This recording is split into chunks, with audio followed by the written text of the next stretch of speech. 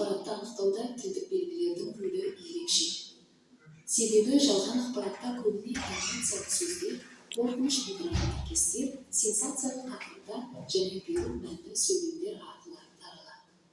Мұндай тілдік ерекшеліктер адамның назарын тез аударып, оны сендіруге әсер етеді. Медиа сауатты адам ақпараттың дереккөзіне, мазмұнына және тілдік ерекшеліктеріне назар аударады. Ол ақпаратты бірден қабылдамай, оның рас-өтірігін тексеруге тырысады.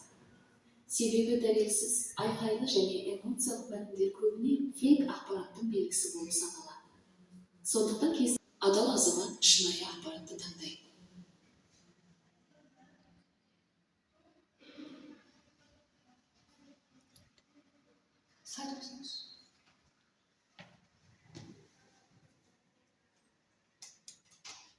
Қазіргі кезде біз ақпаратты көбіне әлеуметтік желіден аламыз. TikTok, Слайдың бар ма? Telegram.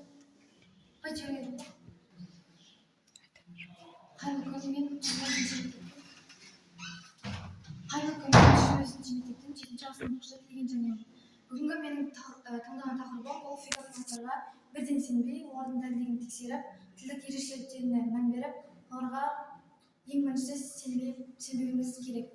Және де бұның негізгісі мен айтқым келіп отырғанда, ол фейк ақпараттың бірден әлеуметтік желідегі, TikTok'тағы, Instagram'дағы ақпараттарға бірден сенбеуіміз қажет. Олардың тілдік ерекшеліктерін қарап, олардың дұрыс емесін ең бірінші біліп алып, одан кейін оны басқаларға айтуымызға болады. Осыған байланысты бізде көптеген жағдайлар туындап, халық арасында өздерінің жалған пікірлері қалыптасып, алдында бір-бірімен көбінесе сөзге келіп қалады. Сол үшін де мен осы тақырыпты айтқым келеді. Бұл тақырыптың өзектілігі, бұл әлеуметтегі фейк ақпараттардың саны көп болғандықтан, көп жағдайда адамдар оған бірден сеніп, оларды адамдарға таратып, көптеген пікірлер, жалған пікірлер қалыптасып жатады. Соған байланысты бұл дұрыс емес екенін айтқым келеді. Ең бірінші байқалады. Бұның тілдік ерекшеліктерінің белгілері осы фейк ақпараттарға бірден сеніп жатады екен. Сол үшін де осы сарапшымыз біздің фейк ақпаратқа сенбеудің қажеттілігімізді түсіндіреді. Және соған байланысты біз сынып жетекшімізбен бірге 61 оқушы болып сауалнама жүргіздік. Сауалнамада көп адамдар дұрыс жазғанымен, олардың фейк ақпараттарға сену қасиеттері байқалды.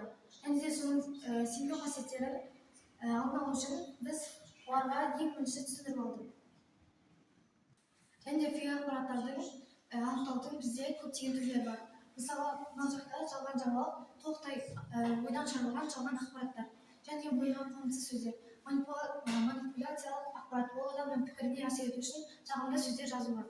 Және де кликбейт тақырып, адамның назарын аударту үшін қойылған аяғына бататын сөздер. Және де жалған жарнама, өнімді өтірік мақтап, олардың өнімін көбею үшін көптеген жалған ақпараттар, сын есімдер қолданылады. Және де фейк видеомен немесе фотолар. Көбінесе сондай фейк видеолар, фотолар жасап, оларды адамды сендіру үшін адамдарды алдайды. Және де көбінесе бізде әлеуметтік желіде, TikTok'та, Instagram'да, бізде бейнежазбаларда көбінесе аяйлы сөздер және эмоциялық және экспрессивті сөздер қолданып, адамның ойын алдайды.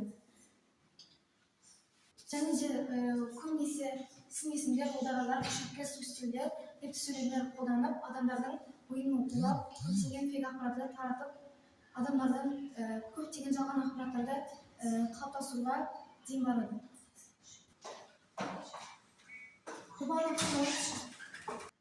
Және сол фейк ақпараттарға байланысты біздің сыныптастарымыз соған да қатысты. Және де соған біздің Гүлжайна, Азер деген қыздарымыз осы сауалнамаға қатысып, өзінің ой пікірлерін білдірді.